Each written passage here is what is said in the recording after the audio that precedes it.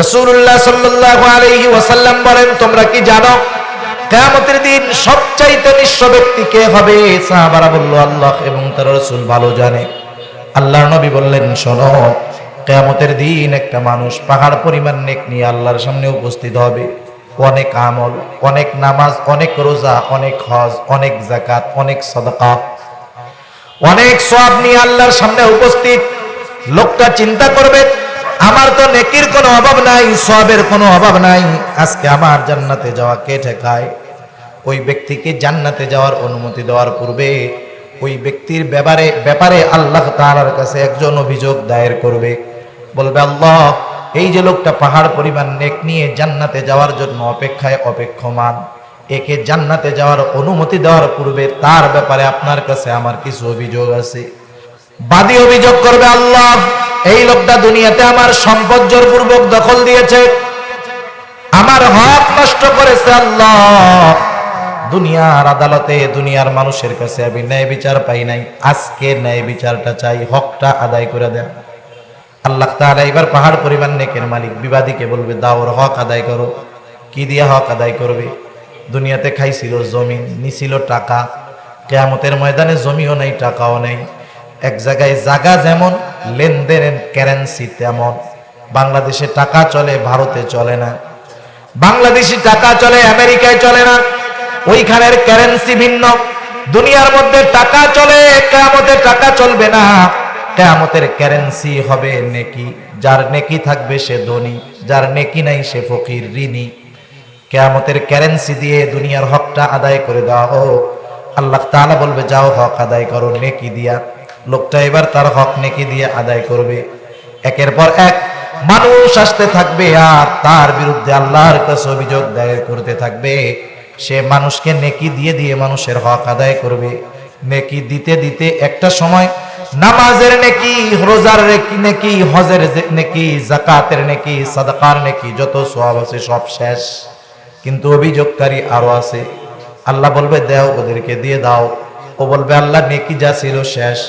এবার অন্যান্য যারা আছে বাদী, তারা বলবে, আল্লাহ, ওর কাছে নেকি নাই, তাতে অসুবিধা নাই, আমাদের তো গোনা কম নাই, আমাদের ঋণগুলা ও নিয়ে নিক। এইবার পাহাড় পরিমাণ নেকের মালিক মানুষের গোনাগুলা নিয়ে তাদের হক আদায় করবে, পাহাড় পরিমাণ গোনার মালিক হয়ে যাবে। নবীজি আবার বলেন, এই লোকটার তো আমলের অভাব ছিল না, শুধুমাত্র বান্দার হক নষ্ট করার কারণে নেকি চলে গেল, গোনার পাহাড়ের মালিক হতে হলো। এই লোকটার মতো হতভাগা মানুষ কিয়ামতের ময়দানে আর কেউ হবে না। আল্লাহ রাব্বুল আলামিন বলেন, ওয়ানুফিখা ফিস সূরি ফাসাইকা মান ফিস সামাওয়াতি ওয়া মান ফিল আরদ। আল্লাহ তাআলার আদেশে ইসরাফিল আলাইহিস সালাম সিংহায় ফুৎকার দিবে। প্রথমবার সিংহায় ফুৎকার দেওয়ার সাথে সাথে কি হবে? আল্লাহ বলেন, ফাসাইকা মান ফিস সামাওয়াতি ওয়া মান ফিল আরদ। আসমান জমিন চূর্ণ বিচূর্ণ হয়ে যাবে, বড় বড় প্রাসাদগুলা ভেঙে পড়বে, ধুলার সাথে মিশে যাবে, পাহাড়গুলা তুলার ন্যায় উঠতে থাকবে। প্রথম সিংহায় দেওয়া ফুৎকার দেওয়ার পরে সব কিছু ধ্বংস হয়ে যাবে। আল্লাহ রাব্বুল আলামিন বলেন, কুল্লু মান আলাইহা ফান ওয়া ইয়াবকা ওয়াজহু রাব্বিকা যুল জালালি ওয়াল ইকরাম। সব কিছু ধ্বংস হয়ে যাবে, শুধু আল্লাহ তাআলার অস্তিত্ব বাকি থাকবে। প্রথমবার সিংহায় ফুৎকার দেওয়ার পরে দ্বিতীয় ফুৎকার কত বছর পরে দিবে, এর মূল হিসাব আল্লাহ রাব্বুল আলামিনই ভালো জানেন। আল্লাহ তাআলা বলেন, সুম্মা নুফিখা ফীহি উখরা ফাইযা হুম কিয়ামুন ইয়ানজুরুন। দ্বিতীয় ফুৎকার যখন দেওয়া হবে, যাকে যেখানে সমাধি দেওয়া হয়েছে, কবর দেওয়া হোক, আগুনে পোড়ায়া দেওয়া হোক, সমুদ্রের মধ্যে ফালায়া দেওয়া হোক, যেখানেই তাকে সমাধি করা হয়েছে, প্রত্যেকে ওই জায়গা থেকে উলঙ্গ অবস্থায় দাঁড়ায়া যাবে। দাঁড়ায়া ডানে বামে তাকাতে থাকবে আর দেখতে থাকবে। আল্লাহ তাআলা আরো এক জায়গায় বলেন, ওয়া নুফিখা ফিস সূরি فإذا هم من الأجداث إلى ربهم ينسلون সিংহায় ফুৎকার দেওয়া হবে, প্রত্যেকের কবর থেকে, অবস্থান স্থল থেকে উঠে যাবে। রব যেই বিচারালয় কায়েম করবেন সেই বিচারালয়ের দিকে সবাই ছুটতে থাকবে। ওই দিনটা এত ভয়াবহ একটা দিন হবে, ওই দিনের অবস্থা দেখেই মানুষ যার কবরের মধ্যে আযাব হইতেছিল, হাসরের দিবসের অবস্থা দেখে সে তার কবরের আযাবের কথাটাও ভুলে যাবে। তার কাছে মনে হবে এরকম যে হাসরের ময়দানের যে অবস্থা তার চাইতে কবরে ভালো ছিলাম। এজন্য তারা বলবে ক্বালু ইয়া ওয়াইলানা মান বা'আসানা মিন মারকাদিনা হাযা মা ওয়া'আদার রাহমানু ওয়া সাদাকাল মুরসালুন। তারা বলবে হায় হায়, মান বা'আসানা মিন মারকাদিনা, কে আমাদেরকে আমাদের অবস্থান থেকে জাগ্রত করলো, কে আমাদেরকে জাগ্রত করলো, কে আমাদেরকে উঠায়া দিল। এই মানুষগুলা যারা ইসলাম বিদ্বেষী কাফের, ওরাই তো এক সময় কিয়ামতের ব্যাপারে বলতো যে কখন কিয়ামত হবে। ওয়ায়াকুলুনা মাতা হাযাল ওয়াদু ইন কুনতুম সাদিকিন, তারা বলতো কখন হবে কিয়ামত, তোমরা যদি সত্যবাদী হও তাহলে বলো। এই মানুষেরা যখন দাঁড়ায় বলবে আজকে আমাদেরকে কে জাগ্রত করলো, তখন মুমিনেরা অথবা ফেরেশতারা বলবে হাযা মা ওয়াদার রাহমানু ওয়া সাদাকাল মুরসালুন। তখন তারা বলবে হাযা মা ওয়াদার রহমান, এই তো সেই প্রতিশ্রুত দিবস, যেই দিবসের প্রতিশ্রুতি আল্লাহ তাআলা দিয়েছিলেন। শুধু তাই নয়, এই দিবসের সত্যায়ন প্রত্যেকটা রাসূল করেছিলেন। এই সেই সত্য দিবস কিয়ামতের দিন। এরপরে হিসাব নিকাশ হবে, মানুষেরা দুইটা দলে বিভক্ত হবে, একদল জান্নাতে যাবে আর একদল জাহান্নামে যাবে। জান্নাতি যারা অনন্তকাল তারা জান্নাতি, জাহান্নামী যারা এদের মধ্যে দুইটা ভাগ হবে। একটা ভাগ তারা বেঈমান, অনন্তকাল জাহান্নামে থাকবে। আর একটা ভাগ তারা বেঈমান নয়, তাদের ঈমান আছে কিন্তু দুনিয়ার মধ্যে নেক আমল ছিল না, গুনাহ ছিল, পাপ ছিল, আল্লাহ তাআলার নাফরমানি করেছে, গুনাহ করেছে। এই মানুষগুলা পাপের শাস্তি ভোগ করার পর একটা সময় তারা জান্নাতে চলে যাবে ঈমানের কারণে। এরপরে যারা জান্নাতি অনন্তকাল জান্নাতি, যারা জাহান্নামী অনন্তকাল জাহান্নামী। ওইটা হলো শেষ মঞ্জিল। এই মঞ্জিলগুলোর মধ্যে আমরা সবচাইতে কম সময় অবস্থান করি দুনিয়াতে। কোথায়? দুনিয়াতে। যদিও দুনিয়াতে আমরা অবস্থান করি কম, কিন্তু এই দুনিয়ার এই কম সময়ের সবচাইতে বেশি দাম। কারণ একটা মানুষ এই দুনিয়ার অল্প দিনের হায়াতকে কাজে লাগিয়ে হয়তো অনন্তকালের জান্নাতি হয়, অথবা কেউ এই দুনিয়ার অল্প সময়কে হেলায় খেলায় তামাশায় কাটিয়ে অনন্তকালের জাহান্নামী হয়ে যায়। তার সর্বশেষ আবাসস্থল কোথায় হবে এটা নির্ভর করে দুনিয়ার কর্মের উপরে, আমলের উপরে। সেজন্য দুনিয়াটা গুরুত্বপূর্ণ একটি জায়গা, গুরুত্বপূর্ণ সময় আমরা অতিবাহিত করি। সেজন্য আল্লাহ তাআলা দুনিয়াতে বিভিন্ন সময় বিভিন্ন জিনিস দিয়ে আমাদেরকে পরীক্ষা নেয়। আমরা তো মনে করি শুধু টাকা পয়সা সম্পদ এগুলা যারা পাইছে ওরা ভালো আছে, আর যারা বিপদ আপদে আছে ওরা মনে হয় পরীক্ষায় আছে। বিষয়টা এমন না। আল্লাহ তাআলা উত্তম তথা কল্যাণ অকল্যাণ উভয়টা দিয়ে আল্লাহ তাআলা পরীক্ষা নেন। আল্লাহ তাআলা বলেন কুল্লু নাফসিন যায়িকাতুল মাউত ওয়া নাবলুকুম বিশ-শাররি ওয়াল খায়রি ফিতনাহ। আল্লাহ তাআলা বলেন প্রতিটি প্রাণকে মৃত্যুর স্বাদ আস্বাদন করতেই হবে। এরপরে আল্লাহ তাআলা বলেন ওয়া নাবলুকুম বিশ-শাররি ওয়াল খায়র, অবশ্যই আমি তোমাদের পরীক্ষা নিব বিশ-শাররি অকল্যাণের দ্বারা, বিশ-শাররি ওয়াল খায়রি কল্যাণের দ্বারা। তার মানে সম্পদ টাকা পয়সা যেটাকে আমরা কল্যাণ মনে করি সেটাও আমাদের জন্য পরীক্ষা। আবার বিপদ আপদ মুসিবত, এটাও আমাদের জন্য আল্লাহর পক্ষ থেকে পরীক্ষা। কারণ আল্লাহ তাআলা বলেন, ইন্নামা আমওয়ালুকুম ওয়া আওলাদুকুম ফিতনা, সম্পদ সন্তান এগুলো তোমাদের জন্য ফিতনা, পরীক্ষা পরীক্ষা। সেজন্য দুনিয়ার মধ্যে অনেক মানুষ সম্পদটাকে পরীক্ষার কারণ মনে করে না, বরং সে যদি সম্পদের মালিক হয় মনে করে আল্লাহ তাআলা তাকে মনে হয় খুব ভালোবাসে, মহব্বত করে। বলেন তো, সম্পদওয়ালা হওয়া যদি আল্লাহর মহব্বতের বান্দা হওয়ার আলামত হইত, তাহলে দুনিয়ার মধ্যে অন্যতম মহব্বতওয়ালা আল্লাহ তাআলার প্রিয় বান্দা হইত মিস্টার কারুন, ঠিক না? কারুনের সম্পদ কম ছিল? কত সম্পদ ছিল কারুনের। কারুনের সম্পদের অভাব ছিল না, অথচ কেউ কারুন হইতে চায় না। যখন কারুন দিন যায় অঢেল সম্পদের মালিক হয়, কারুনের বন্ধুরা সম্পদ দেখে আর বলে, দেখ আল্লাহ ওরে কত ভালোবাসে, একই সাথে আমরা চলি, একই সাথে আমরা থাকি, অথচ ও কত সম্পদের মালিক হয়ে গেল আর আমাদের অবস্থাটা কি হয়ে গেল। আল্লাহ তাআলা মনে হয় শুধু কারুনকে ভালোবাসে, আমাদেরকে ভালোবাসে না। একটা সময় কারুন সম্পদের মালিক হতে হতে অহংকারী হয়ে গেল। মূসা আলাইহিস সালামকে অপবাদ দেওয়ার অপচেষ্টা করলো। আল্লাহ তাআলা কারুনের উপরে বেজার হয়ে গেলেন। আল্লাহ তাআলা কারুনকে তার সম্পদ সহ জমিনের মধ্যে ডাবায়া দিলেন। মুফাসসিরিনে কেরাম বলেন, কারুন তার সম্পদ সহ জমিনের তলদেশে ডাবতেছে, কিয়ামত পর্যন্ত কারুন তার সম্পদ সহ জমিনের তলে ডাবতে থাকবে।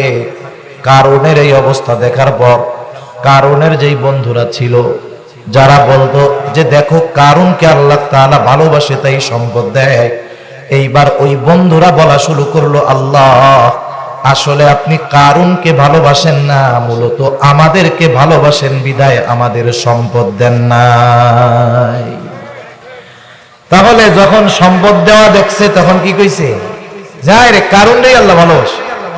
আর যখন সম্পদ গজবের কারণ হইছে, কয় আল্লাহ আপনি আমাকেই ভালোবাসতেন, আমাকে যদি ভালো না বাসতেন তাহলে সম্পদ দিতেন, আমরা ওই রকম অহংকার করতাম আর কারুনের মতো আমরাও ধ্বংস হয়ে যেতাম। তাহলে দুনিয়াতে সম্পদের মালিক হওয়া মানেই আল্লাহর মুহাব্বতের পাত্র হয়, বিষয়টা এমন নয়। আবার কত মানুষ আছে, সে ব্যক্তি যখন সম্পদ, তার রিজিকের মধ্যে সংকীর্ণতা আসে, অভাব আসে, সে তার এই অভাব, তার ক্ষতি, তার নোকসানের জন্য আল্লাহ তাআলাকে দায়ী করে। সে কেমন জানি বলতে চায় তার ব্যবসা, তার সম্পদের ক্ষতির জন্য আল্লাহ দায়ী, নাউযুবিল্লাহ। আল্লাহ তাআলা তাদের এই প্রশ্নের জবাব আমি যে আয়াতগুলো আপনাদের খেদমতে তিলাওয়াত করেছি, এই ধরনের মানুষ যারা মনে করে সম্পদ দিলে আল্লাহ ভালোবাসে বিধায় সম্পদ দেয়, সম্পদ যাদের নাই তাদেরকে আল্লাহ ভালোবাসে না, যারা এমনটা মনে করে, আল্লাহ তাআলা তাদের এই কথাগুলোর জবাব আমি যে আয়াতগুলো আপনাদের খেদমতে তিলাওয়াত করেছি, এই আয়াতগুলোর মধ্যে আল্লাহ তাআলা তাদের জবাব দিয়েছে।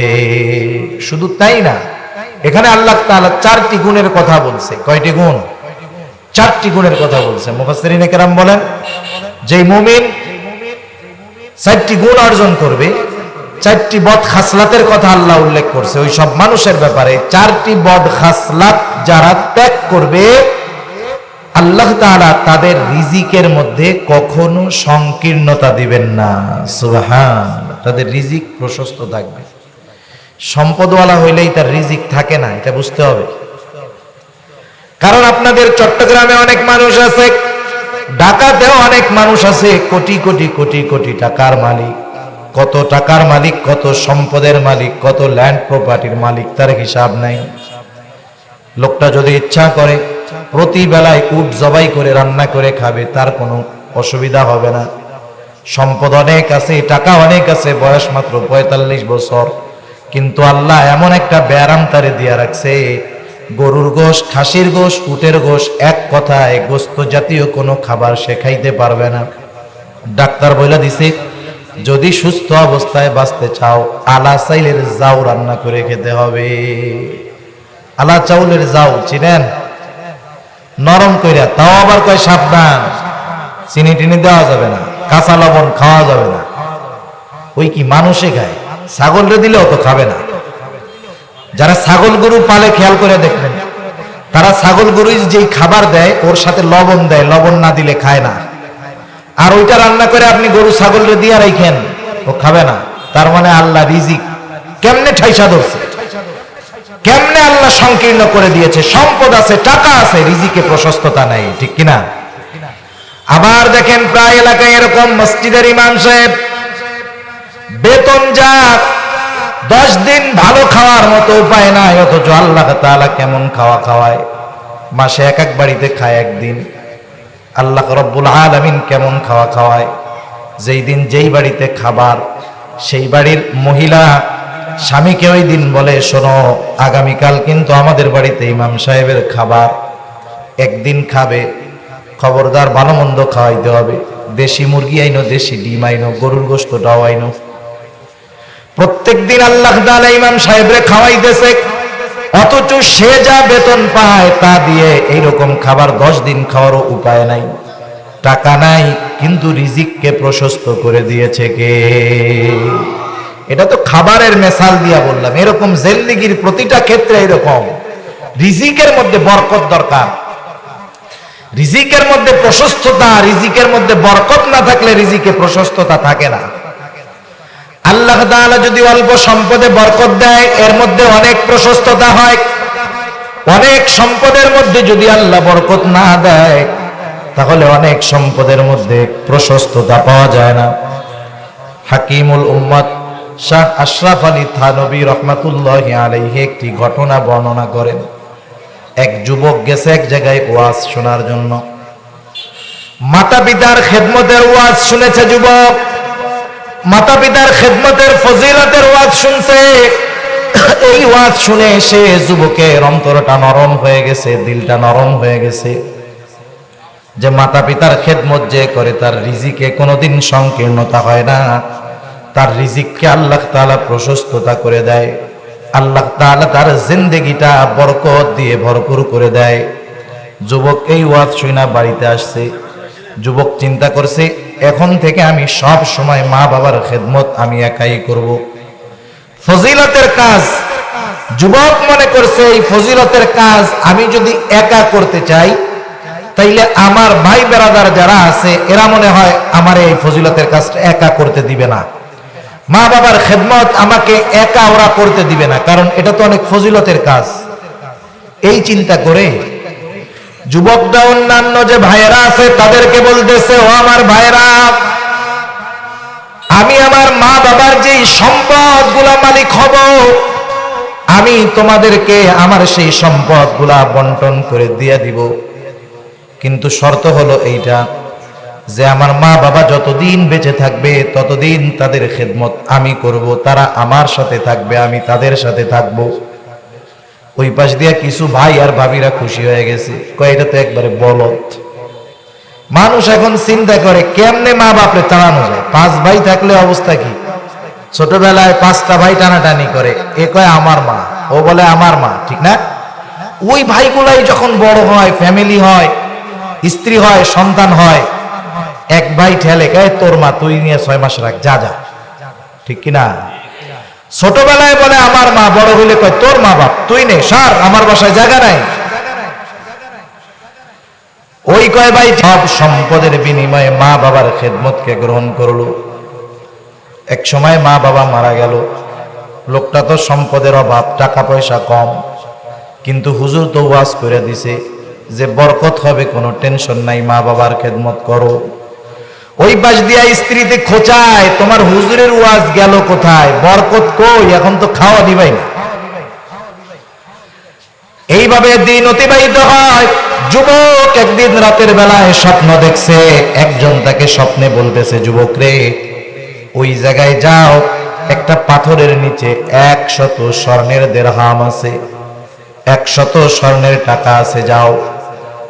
এখন যুবকটা ঘুমের মধ্যেই তারে প্রশ্ন করতেছে, ঠিক আছে, হুজুর তো বরকতের কথাও কইছিল যে সম্পদ বেশি হলেই হয় না, সম্পদের মধ্যে বরকত দরকার হয়। তাহলে এই যে 100 স্বর্ণের টাকা, ঠিক আছে 100 স্বর্ণের টাকা, কিন্তু বরকত আছে নাকি? লোকটা বলে না, বরকত নাই। ছেলেটা স্বপ্নের মধ্যে বলে বরকত যেহেতু নাই, ওই টাকার কাছে আমি নাই। পরের দিন সকালবেলা স্ত্রীকে স্বপ্নের কথা বলল। স্ত্রী বলে তুমি কি বলদ নাকি, তুমি যাও টাকা নিয়ে আসো। বলে না, আনবো না, বরকত নাই তাই আনবো না। বলে বরকত নাই তা দেখি, আরে দেখে আসো স্বপ্নটা সত্য কিনা। বলে যা নিব না তা দেখবো না। আবার কয়েকদিন পরে স্বপ্নে দেখছে, বলে ওই পাথরের নিচে যাও, ওইখানে 10টা স্বর্ণের টাকা আছে। বলে বরকত আছে, বলে না বরকত নাই। স্ত্রীকে পরের দিন সকালে বলছে, আবার স্ত্রীর একই কথা। আবার কয়েকদিন পরে স্বপ্নে দেখছে, বলতেছে যাও, ওই পাথরের নিচে 1টা টাকা আছে। লোকটা প্রশ্ন করে যে 1 টাকা ঠিক আছে, বরকত আছে নাকি? বলে হ্যাঁ বরকত আছে। এবার যে 1টা টাকা পেয়েছে বাস্তবে নিয়ে আসছে। আসার পথে বাজার থেকে একটা মাছ কিনছে, বাড়িতে আসছে, স্ত্রীর কাছে মাছটা কাটতে দিয়েছে। স্ত্রী মাছটা কাটছে, মাছের পেটের মধ্যে থেকে হীরার টুকরা বের হয়ে গেছে। অবাক দূর হয়ে গেছে, সব ভাইদের চাইতে বেশি সম্পদের মালিক হয়ে গেছে।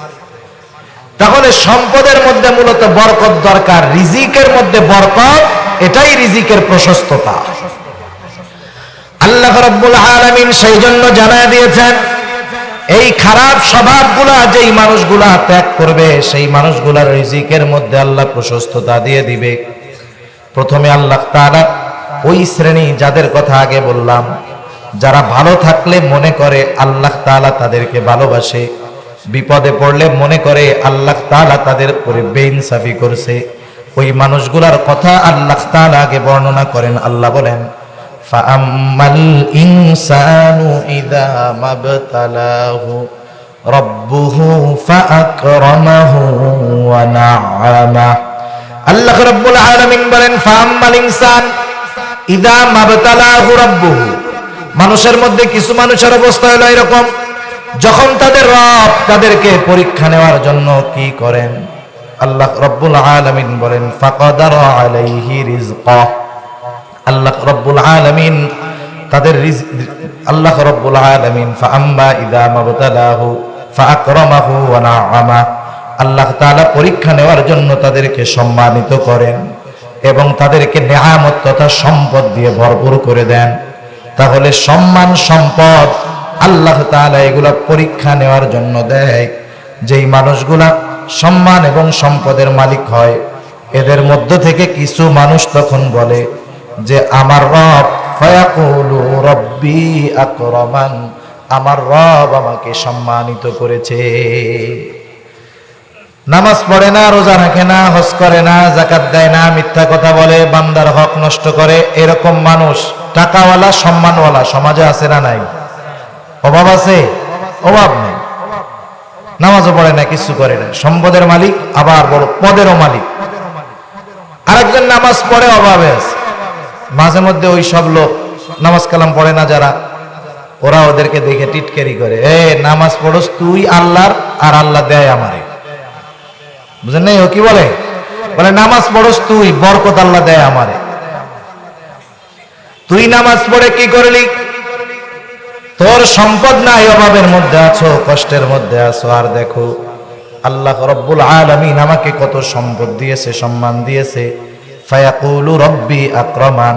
ওই শ্রেণীর মানুষগুলা তখন বলে আমার রব আমাকে সম্মানিত করেছে। আবার যখন আল্লাহ তাআলা, মানুষের জিন্দেগি তো একভাবে অতিবাহিত হয় না, নদীতে কোনো সময় স্রোত আসে, জোয়ার থাকে, কোনো সময় ভাটা, ঠিক কিনা? দুনিয়াটা এরকম, সকালে ধনী, বিকালে ফকির। সকালবেলার ধনীরে তুই, ফকির সন্ধ্যাবেলা। সকালবেলায় সম্পদওয়ালা, বিকাল বেলায় গরিব ফকির। জীবনের অবস্থাটাই এরকম। যখন ওই ধরনের মানুষগুলা আল্লাহ রাব্বুল আলামিনের পুনরায় পরীক্ষার সম্মুখীন হয়, আগেরবার পরীক্ষা নিয়েছে সম্পদ সম্মান দিয়া, আল্লাহ তাআলা এবার পরীক্ষা কিভাবে নেন? আল্লাহ তাআলা বলেন, ফাকাদারা আলাইহি রিজকা।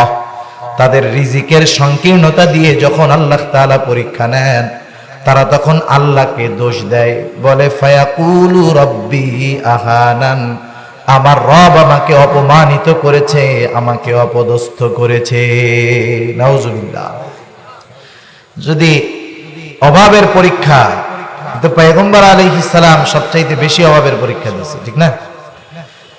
অভাবের দ্বারা আল্লাহ তাআলা অপমানিত করেন নাই, বরং তাদেরকে পরীক্ষা করছেন। কিন্তু ওই ধরনের মানুষগুলোর স্বভাব ওই রকম, সম্পদ যখন পায় আল্লাহর প্রশংসা করে, অভাব যখন আসে তখন আল্লাহকে দোষারোপ করে, রিজিকের সংকীর্ণতা যখন আসে তখন আল্লাহকে দোষারোপ করে।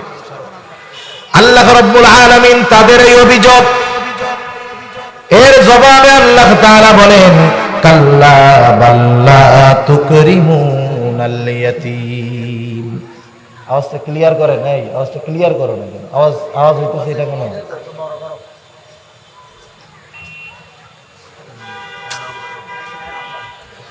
আল্লাহ রাব্বুল আলামিন বলেন, কাল্লা, তোমরা যেই দাবি করতেছো বিষয়টা কখনোই এমন নয়, বরং তোমাদের রিজিকের মধ্যে সংকীর্ণতা আসার কারণ, এক নাম্বার কারণ আল্লাহ রাব্বুল আলামিন বলেন, বরং তোমরা কি করো, লা তুকরিমুনাল ইয়াতীম।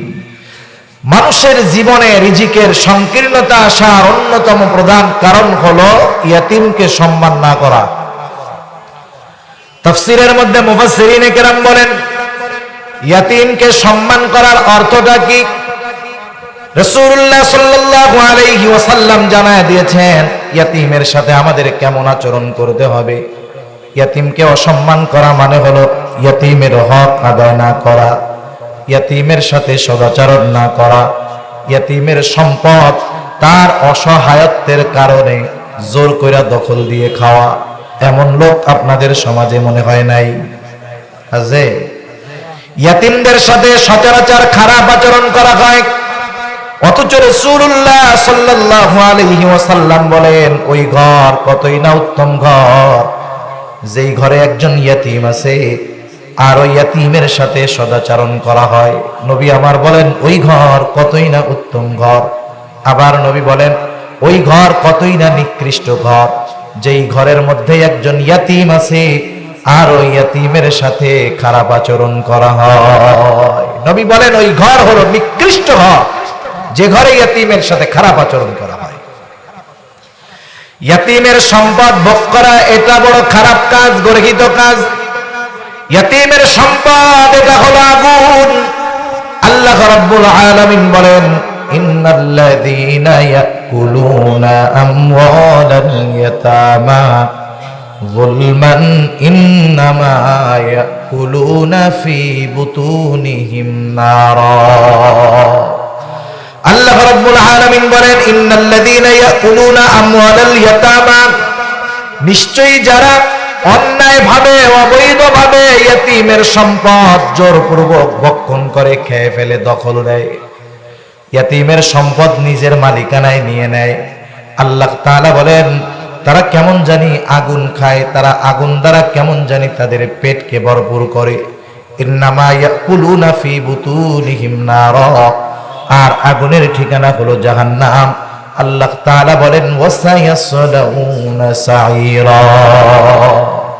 এই ইয়াতীমের সম্পদ ভক্ষণকারীরা এরা অচিরেই জাহান্নামের মধ্যে প্রবেশ করতে হবে তাদের। ইয়াতীমের সাথে ভালো আচরণ করলে ওই ঘরকে আল্লাহর নবী উত্তম ঘর বলছে। শুধু তাই না, ইয়াতীমের সাথে যারা ভালো আচরণ করে আল্লাহ তাআলা তাদের রিজিকের মধ্যে প্রশস্ততা দেয়।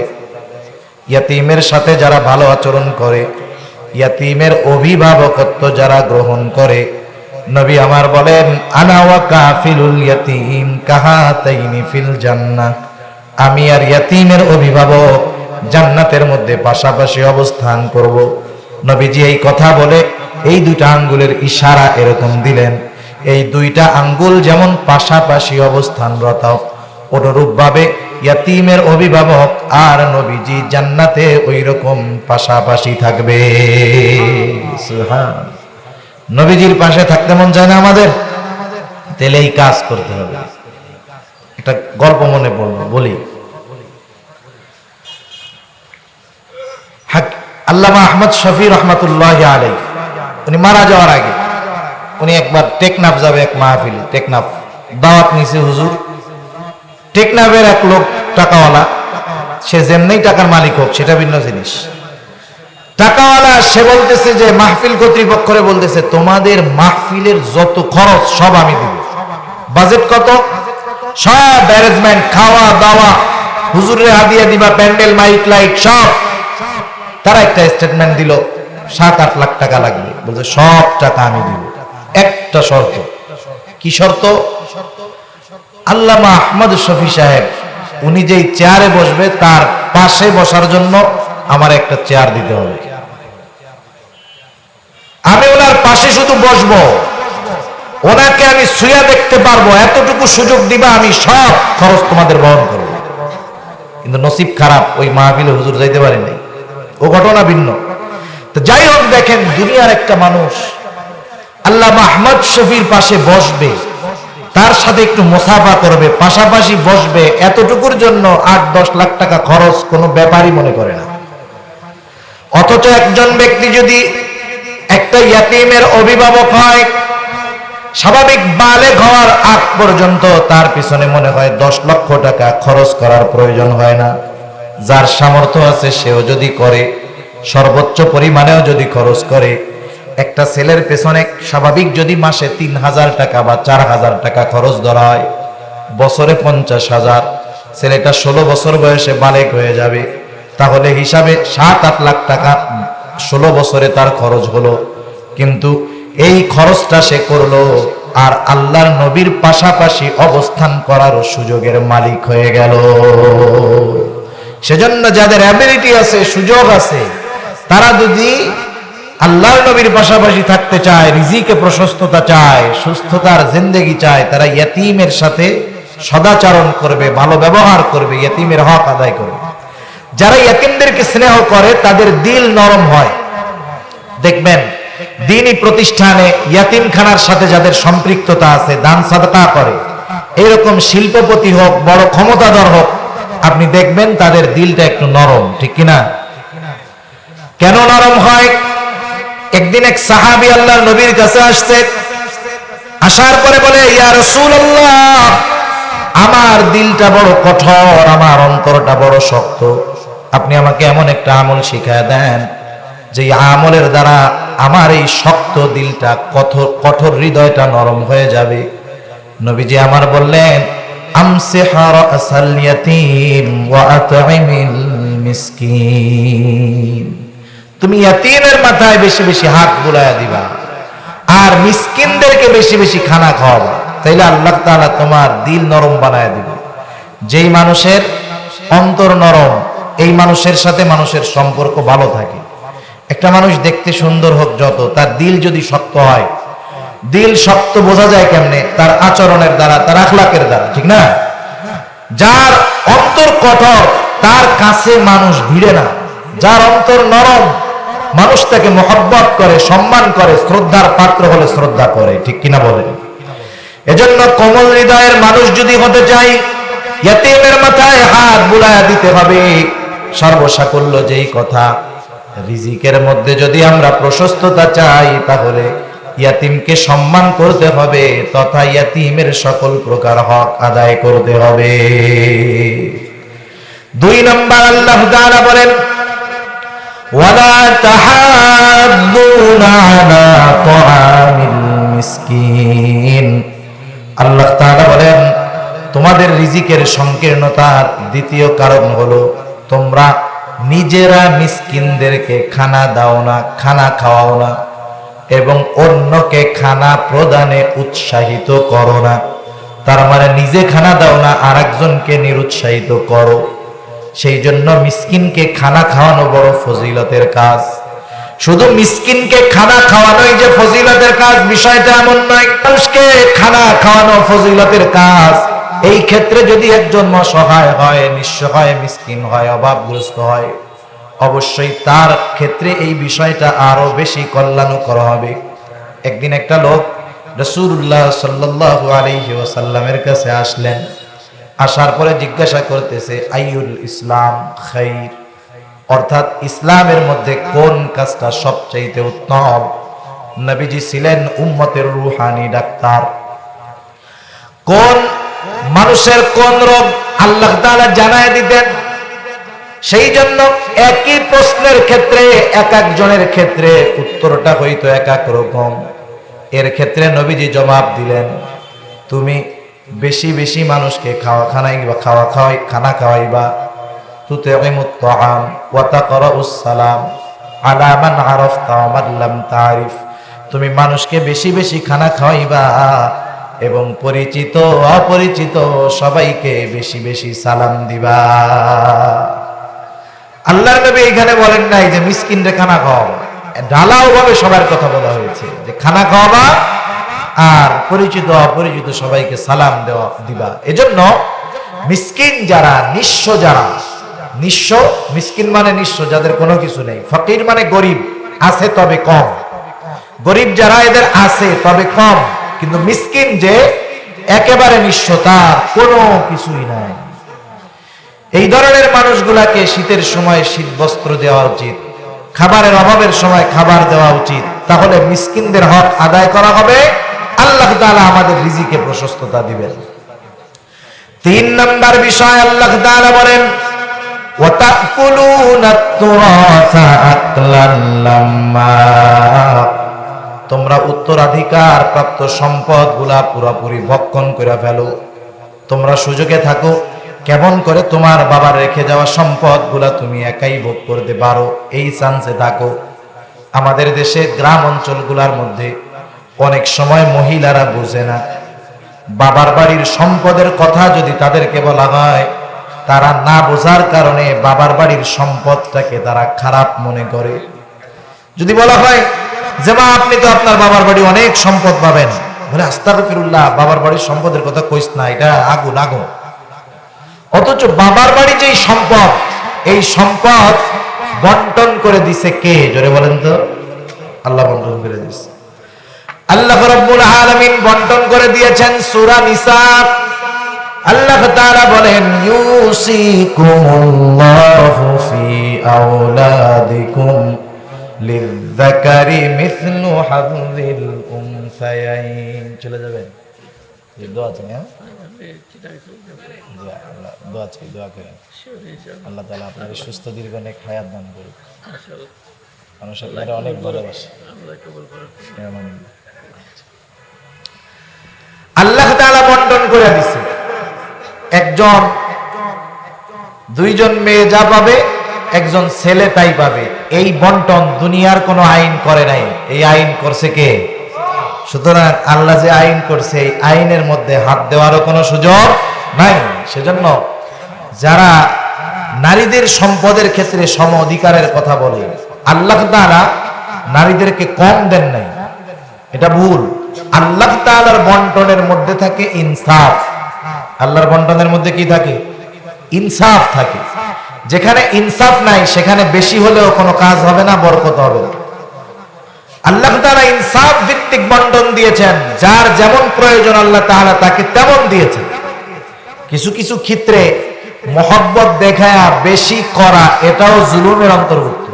মনে করেন এখন তো বিবাহ শাদীর দাওয়াত দিলে ওই জায়গায় তো ফাও খাওয়া যায় না। মানুষ আগে দাওয়াত না দিলে বেজার হইতো, এখন দাওয়াত দিলে চিন্তায় পড়ে যায়, কাম সারা। আরো চট্টগ্রামের বিবাহ, এইখানে কি এক ফ্যামিলি যাইয়া 10,000-এর কম দেওয়া যায়? মনে করেন যারা চাকরিজীবী ফ্যামিলি, এদের যদি মাসে 4 শুক্রবার 4টা বিয়ার দাওয়াত থাকে, এরা কি করবে, কেমনে চলবে বলেন তো? এই যে এক জুলুম চলতেছে আমাদের দেশে, আত্মীয়তার নামে, দাওয়াতের নামে ডাকাতি চলতেছে, ঠিক কিনা বলেন? এটা নির্লজ্জ, বেহায়াপনা মার্কা কাজ। কমিউনিটি সেন্টারে দাওয়াত দিয়ে সাইদিক দিয়ে আটকাইয়া খাওয়াইয়া টাকা ছাড়া বাইর হওয়া যায় না।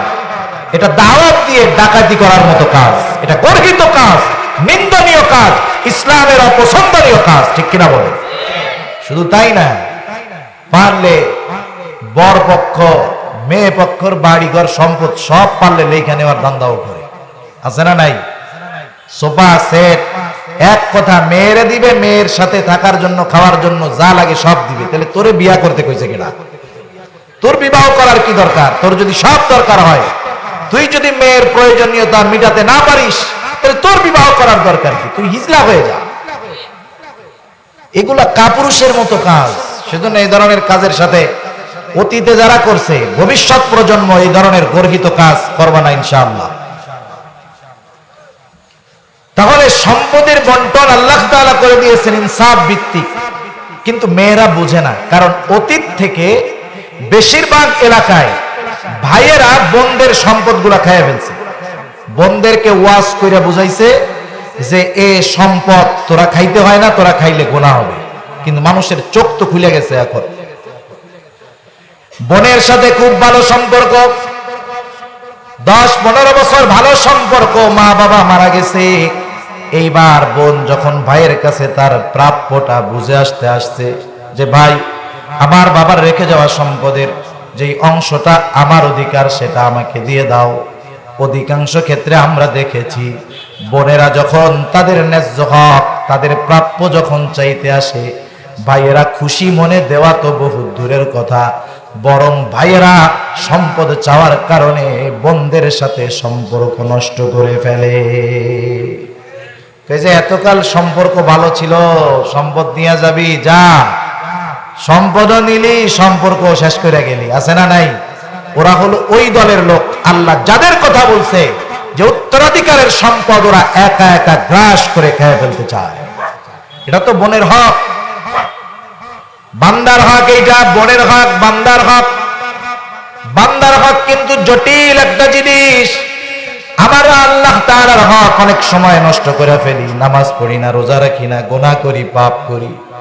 হযরতে আনাস রাদিয়াল্লাহু তাআলা আনহু হতে বর্ণিত, আল্লাহ তাআলা কোরআনুল কারীমের মধ্যে বলছেন ওয়াবুদুল্লাহ ওয়া লা তুশরিকু বিহি শাইআ, তোমরা আল্লাহ তাআলার ইবাদত করো, তার সাথে কোনো কিছুর শিরিক করবা না। হযরতে আনাস রাদিয়াল্লাহু তাআলা আনহু বলেন রাসূলুল্লাহ সাল্লাল্লাহু আলাইহি ওয়াসাল্লাম বলেছেন আল্লাহর হক হলো তার ইবাদত করা, তার সাথে শরীক না করা। কেউ যদি ইবাদত না করে আল্লাহ তাআলার কাছে মাফ চাইতে পারে, আল্লাহ মাফ করে দিতে পারে। কেউ যদি ভুলে শয়তানের ধোঁকায় শিরক করে আল্লাহ তাআলা মাফ চাইলে মাফ করে দিতে পারে। কারণ আল্লাহ তাআলা যেমন মহান, আল্লাহ রাব্বুল আলামিনের ক্ষমা দয়া তত মহান। কিন্তু কিয়ামতের দিন মানুষের অন্তর হলো সংকীর্ণ, এই জন্য মানুষের ক্ষমা, মানুষের দয়া, মানুষের রহমত এটাও সংকীর্ণ। প্রত্যেকটা মানুষ চায় সুযোগটাকে কাজে লাগায় আসে, তার কল্যাণে ব্যবহার করতে চায়। কিয়ামতের দিন আল্লাহ রাব্বুল আলামিন অনেক মানুষ যারা বান্দার হক নষ্ট করবে আল্লাহ তাআলা তাদেরকে ক্ষমা করে দিবে। কিন্তু যারা বান্দার হক নষ্ট করেছে, যতক্ষণ ওই যার হক নষ্ট করা হলো সে যতক্ষণ ক্ষমা করবে না ততক্ষণ আল্লাহ ক্ষমা করবে না। কিয়ামতের দিন দুনিয়ার সম্পর্ক যেমন, পরকালে এরকম সম্পর্ক থাকবে না। কারণ প্রত্যেকটা মানুষ চিন্তা করবে অন্যের ঘাড়ে পাড়া দিয়া নাজাত পাইয়া কেমন করে জান্নাতে যাওয়া যায়। শুধু তাই না, আল্লাহর কাছে একজন পাপী বলবে আল্লাহ সারা পৃথিবীর সব মানুষকে আপনি জাহান্নামে দিয়ে হলেও আমারে আপনি মাফ করে দেন, সবাইরে জাহান্নামে দিয়ে হলেও আমারে মাফ করেন, এমনটা কামনা করবে। কঠিন পরিস্থিতি হয়ে যাবে সেই দিন। আল্লাহ তাআলা বলেন ইয়াউমা ইয়াফিরুল মারউ মিন আখিহি ওয়া উম্মিহি ওয়া আবিহি ওয়া সাহিবাতিহি ওয়া বানিহি লিকুল্লি ইমরিইম মিনহুম ইয়াউমা ইযিন শা'নুন ইউগনি। আল্লাহ রাব্বুল আলামিন বলেন কিয়ামতের ময়দানের পরিস্থিতি কেমন হবে। ইয়াউমা ইয়াফিরুল মারউ মিন আখিহি, সেই দিন ভাই তার ভাইয়ের থেকে পলায়ন করবে। শুধুমাত্র একটা চিন্তাই থাকবে, না জানি ভাই আমার কাছে কোনো উপকৃত হতে চায়, না জানি আমার কাছে কোনো নেকি চায়। পরিস্থিতিটা কেমন হবে? সম্ভবত তাফসীরে কাবীরের মধ্যে আসছে একটা লোক আল্লাহ তাআলার সামনে তাকে বিচারের জন্য ডাকা হবে। লোকটার বিচার হবে, তার সওয়াব এবং গুনার হিসাব নিকাশ করা হবে। দেখা যাবে সওয়াব যা গুনাহ তা দুইটাই সমান। এখন পাল্লা যেই দিকে ঝুলবে সেই দিকটাই হবে তার ফলাফল। আল্লাহ তাআলা তাকে বলবে একটা নেকি হলেই তুমি জান্নাতে যাইতে পারবা। ও বলবে আল্লাহ একটা নেকি, এটা তো কোনো ব্যাপার না, আপনি আমার একটু সুযোগ দেন। আমার দুনিয়ায় কত বন্ধু বান্ধব ছিল, পরিচিত জন ছিল, এদের কাছে গেলেই আমাকে একটা নেকি দিয়া দিবে। আল্লাহ তাআলা বলবে, বান্দা যাও। এবার লোকটা বাহিরে বের হবে, খুঁজতে থাকবে বন্ধু বান্ধবদেরকে, যাদের সাথে দিনের পর দিন, রাতের পর রাত, বছরের পর বছর একত্রে কাটিয়েছে, আড্ডা দিয়েছে, সব কিছু করেছে। যা বলবে, বন্ধুরে আমি তো একটা নেকির জন্য জান্নাতে যেতে পারি না, তোরা যদি একটা নেকি আমাকে দিয়ে দেস তাইলে আমি জান্নাতে যেতে পারি। ওরা বলবে, তুই আবার কেডা, তোরে তো চিনলাম না। সেই দিন বন্ধুত্বকে অস্বীকার করবে। ও চিন্তা করবে দুনিয়া এরকম, বিপদে পড়লে বন্ধু ও দুশ্মন হয়ে যায়। এবার বিভিন্ন আত্মীয়র কাছে যাবে, সবাই ফিরায় দিবে, তার হতাশা নিরাশা বাড়তে থাকবে। এক সময় সে বাবার কাছে যাবে, কারণ দুনিয়ার মধ্যে বাবা রক্তকে পানি বানিয়ে রাত নাই দিন নাই পরিশ্রম করে সন্তানদের জন্য সম্পদ উপার্জন করছে। ও মনে করবে আজকে তার সন্তান বিপদে পড়েছে, একটা নেকির জন্য জান্নাতে যাইতে পারে না, বাবা যদি জানতে পারে অবশ্যই সেই একটা নেকি দিয়ে দিবে। এই আশা নিয়ে বাবার কাছে যাবে। বাবার কাছে যাওয়ার পরে পরিচয় দিবে, আমি হলাম আপনার সেই সন্তান যার জন্য আপনি কত পরিশ্রম করেছেন, কত কষ্ট করেছেন, রক্তকে পানি বানিয়েছেন। অবাক করে বাবা তখন বলবে, দুনিয়াতে আমার কোনো সন্তান ছিল না। চিনবেই না, কে তুমি? আমার কোনো সন্তান টন্তান দুনিয়ায় ছিল না। শেষ ভরসা মা, কারণ দুনিয়ার ভিতরে সবাই যখন দূরে ঠেলে দেয়, যিনি কাছে টেনে নেন তিনি হলেন মা।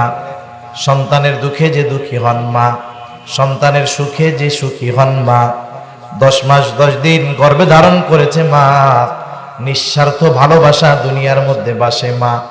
বড় আশা নিয়ে মায়ের কাছে যাবে, যা বলবে, মা আমি তো আপনার সেই সন্তান যাকে আপনি গর্ভে ধারণ করেছেন, যাকে আপনি 2টা বছর দুধ পান করাইয়াছেন, আমার জন্য কত রাত আপনি জেগে থেকেছেন। ও মা, আমি তো আপনার সেই কলিজার টুকরা সন্তান।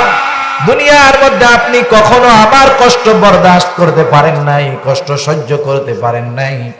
ও মা, আমি আপনার সেই সন্তান, আজকে শুধুমাত্র একটা নেকির জন্য জান্নাতে যাইতে পারতেছি না। আপনি যদি আমাকে একটা নেকি দেন তাহলে আমি জান্নাতে যেতে পারি, আপনার ছেলে নাজাত পেয়ে যায়, মুক্তি পেয়ে যায়।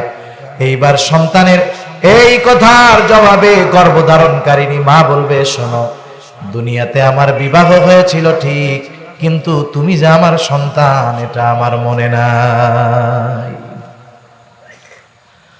আল্লাহ তাআলা এই দৃশ্য কোরআনুল কারীমের সূরা আবাসার মধ্যে দেখায় দেন, জানায় দেন। আল্লাহ তাআলা বলেন, ইয়াউমা ইয়াফিরুল মারউ মিন আখিহি ওয়া উম্মিহি ওয়া আবিহি ওয়া সাহিবাতিহি ওয়া বানিহি লিকুল্লি ইমরিইম মিনহুম ইয়াউমা ইযিন শা'নুন ইউগনি।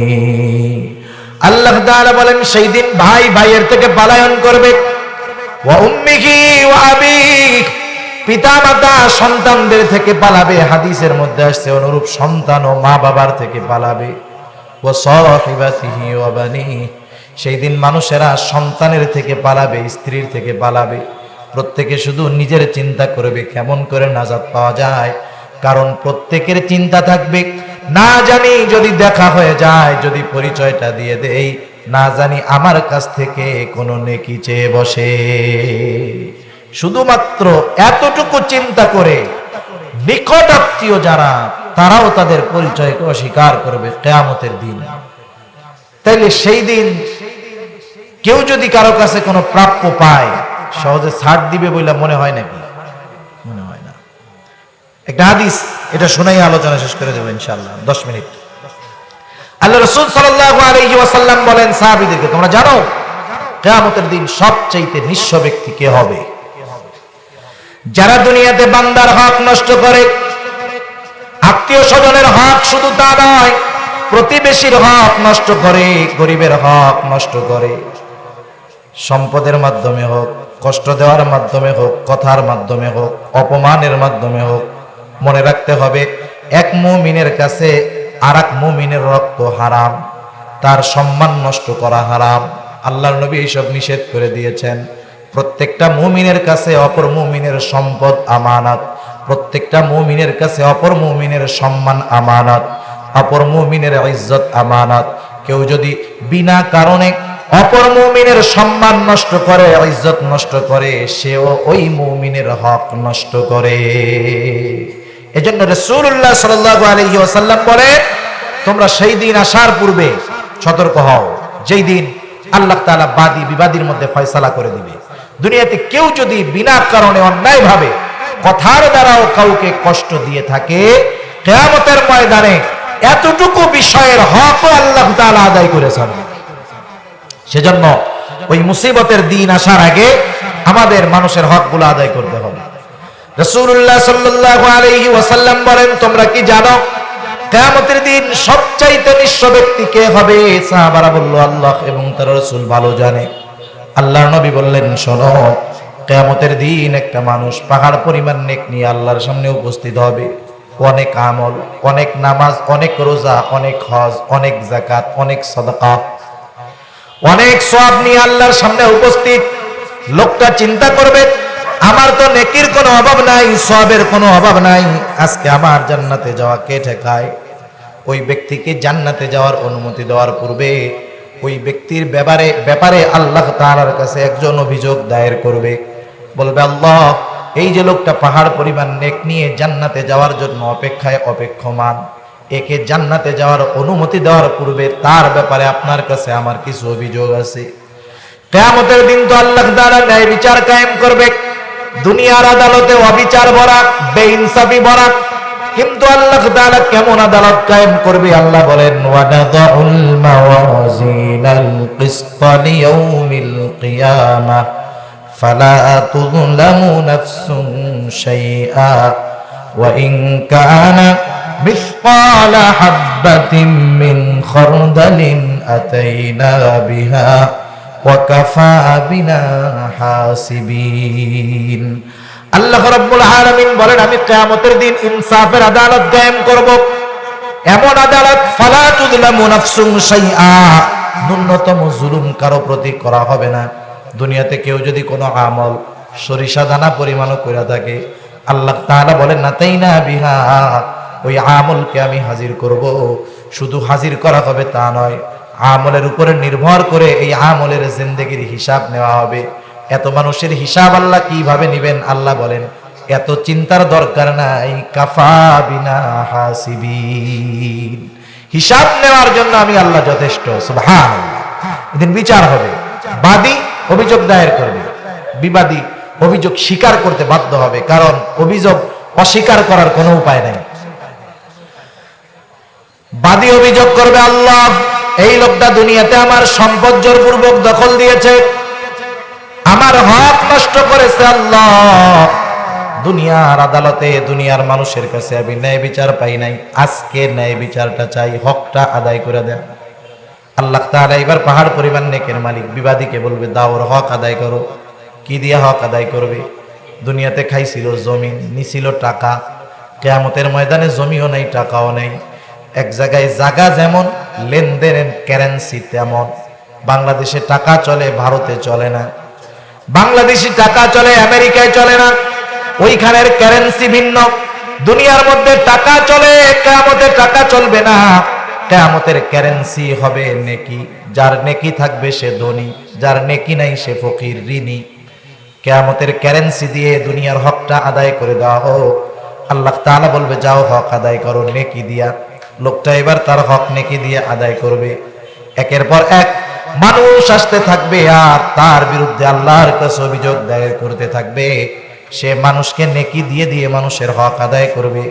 নেকি দিতে দিতে একটা সময় নামাজের নেকি, রোজার নেকি, হজের নেকি, যাকাতের নেকি, সাদাকার নেকি, যত সওয়াব আছে সব শেষ, কিন্তু অভিযোগকারী আরো আছে।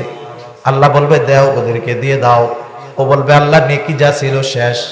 এবার অন্যান্য যারা আছে বাদী, তারা বলবে, আল্লাহ, ওর কাছে নেকি নাই, তাতে অসুবিধা নাই, আমাদের তো গোনা কম নাই, আমাদের ঋণগুলা ও নিয়ে নিক।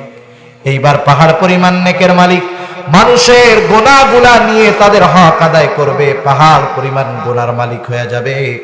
নবীজি আবার বলেন, এই লোকটার তো আমলের অভাব ছিল না, শুধুমাত্র বান্দার হক নষ্ট করার কারণে নেকি চলে গেল, গোনার পাহাড়ের মালিক হতে হলো। এই লোকটার মতো হতভাগা মানুষ কিয়ামতের ময়দানে আর কেউ হবে না।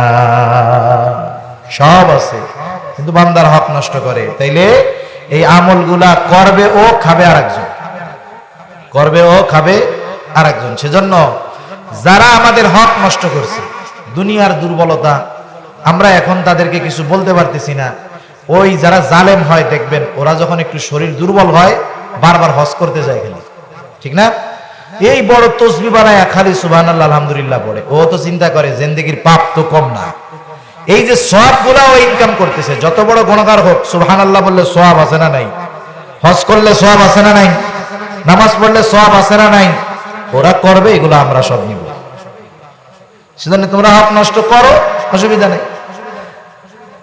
সেজন্য হক নষ্ট করা যাবে না। উত্তরাধিকার এই সম্পদগুলার ব্যাপারে সতর্ক থাকতে হবে। বড় ভাই যিনি, তার উপরে দায়িত্ব হলো, বাবা মারা গেছে, সাথে সাথে সবার সম্পদগুলা যথাযথভাবে বন্টন করে দিতে হবে, কাউকে ঠকানো যাবে না, এটা বড় ভাইয়ের দায়িত্ব। কিন্তু আফসোস, সমাজের অধিকাংশ মানুষ সম্পদগুলাকে বন্টন না কইরা খাওয়ার ধান্দায় থাকে। আল্লাহ তাআলা বলে, তুমি সম্পদগুলাকে অবৈধভাবে দখল দিয়ে সম্পদের মালিক হতে চাও, তুই সম্পদের মালিক হবি কিন্তু তুই খাইতে পারবি না। আরে যার নাই সে খায় না, কিন্তু যার আছে সে যদি না খাইতে পারে, এর চাইতে দুঃখ আছে নাকি? আর তার অবস্থা খারাপ। বলে তুই সম্পদের মালিক হবি কিন্তু তোর রিজিকে বরকত হবে না। রিজিক যে শুধু টাকা পয়সা তা না, সন্তান, স্ত্রী, এগুলো আল্লাহর পক্ষ থেকে রিজিক। সম্পদও খাইতে পারবি না, তোর ছেলে একটা দিয়ে দিব মোটামুটি কালা জাহাঙ্গীর আর পিচ্চি হান্নানের মতো, তোর ঘরের মধ্যেও জাহান্নাম। তোর স্ত্রী এমন একটা দিব, ওইটা ডাইনি, তুই স্ত্রীর দিকে তাকাইয়াও কথা বলতে পারবি না। তোর সব অবস্থা খারাপ, কামাই করবি তুই, খাবে আরেকজন। সেজন্য উত্তরাধিকার সম্পদগুলা যথাযথভাবে বন্টন করতে হবে। কোন সময় কারো ন্যূনতম হক দখল করা যাবে না। আল্লাহর নবী বলেন, কেউ যদি কারো 1 বিঘা পরিমাণ জমিন জোরপূর্বক দখল করে, অন্যায়ভাবে হরণ করে, বক্ষণ করে, নবীজি আমার বলেন 7 তাবক জমিন তার গলার সাথে ঝুলায়া দেওয়া হবে। আর মানুষেরা দেখেই বুঝতে পারবে এই লোকটা অন্যায়ভাবে মানুষের জমি দখল দিয়েছে। এরকম ভূমিদস্যুর অভাব আমাদের দেশে আলহামদুলিল্লাহ নাই। আছে? অভাব নাই। জোরপূর্বক দখল দিয়ে দিয়ে আজকে বড় বড় অট্টালিকা বানাইতেছে। 4 নাম্বার কারণ আল্লাহ তাআলা বলেন, ওয়া তুহিব্বুনাল মালা হুব্বান জাম্মা। মুফাসসিরিনে কেরাম ব্যাখ্যাটা এরকমও করেন, ইয়াতীমের সাথে খারাপ আচরণ করে, মিসকিনদেরকে, অসহায় নিঃস্বদেরকে খানা দেয় না, উত্তরাধিকার সম্পদগুলো জোরপূর্বক দখল করে। ওরা জানে এইগুলা অন্যায়, এরপরেও কেন করে? এরপরেও এই অপরাধগুলা কেন করে?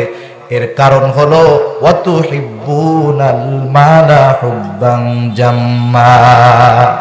মালের মহব্বতে তারা এগুলা করে। যে সুদ খায় সে জানে না সুদ খাওয়া হারাম, যে ঘুষ খায় সে জানে না হারাম, জানে, কিন্তু এরপরেও কেন করে? মালের মহব্বতে করে, দুনিয়ার মহব্বতে করে। এজন্য আল্লাহ তাআলা বলেন, আল্লাহ রাব্বুল আলামিন বলেন, ফাআম্মা মান তাগা ওয়া আথারাল হায়াতাদ দুনিয়া। যারা সীমা লঙ্ঘন করে, কারা সীমা লঙ্ঘন করে? আল্লাহ তাআলা এরপরেই বলেন, ওয়া আথারাল হায়াতাদ দুনিয়া। যারা দুনিয়ার জিন্দেগিকে প্রাধান্য দেয়, দুনিয়ার জীবনকে যারা প্রাধান্য দেয়, দুনিয়ার জীবনকে যারা প্রাধান্য দেয়, দুনিয়ার সম্পদকেই তারা অতিরঞ্জিত প্রাধান্য দেয়, সেই জন্য দুনিয়াকে যারা প্রাধান্য দেয়, আল্লাহ বলেন ফাআম্মা মান তাগা, সীমা লঙ্ঘন করে মানে পাপ করে, আল্লাহর আইনের অবাধ্য হয়, আল্লাহর অবাধ্য হয়, তারা দুনিয়াকে প্রাধান্য দেয় যারা। আল্লাহ তাআলা সেজন্য বলেন ওয়া তুহিব্বুনাল মালা হুব্বান জাম্মা।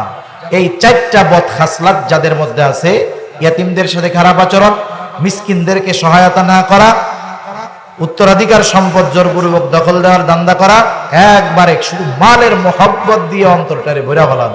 আল্লাহর নবী বলেন, বনি আদমের পেট কবরের মাটি ছাড়া ভরবে না।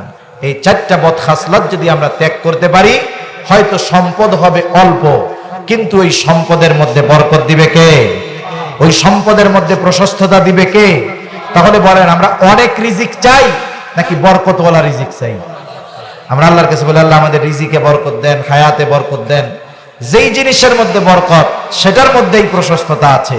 সেজন্য আমরা এই 4টি বদ খাসলতকে ত্যাগ করে ওই ভালো গুণগুলো অর্জন করব। ইয়াতিমদের সাথে ভালো আচরণ করব। আমার আশেপাশে অসহায় নিঃস্ব যারা আছে, আমি অল্প পারলেও তাদেরকে সহযোগিতা করব। আর আমার উত্তরাধিকার সম্পদ আমার বাপ যারা রেখে গেছে, মা যারা রেখে গেছে, এগুলা বড় হলে যথাযথভাবে বন্টন করে দিব। আর মালের মোহাব্বত দিয়ে অন্তরকে ভরপুর করব না। এই অন্তরে আল্লাহর মোহাব্বত রাখবো, রসুলের মোহাব্বত রাখবো, দ্বীনের মোহাব্বত রাখবো। তাহলে আল্লাহ তাআলা আমাদের রিজিকের মধ্যে প্রশস্ততা দিবেন।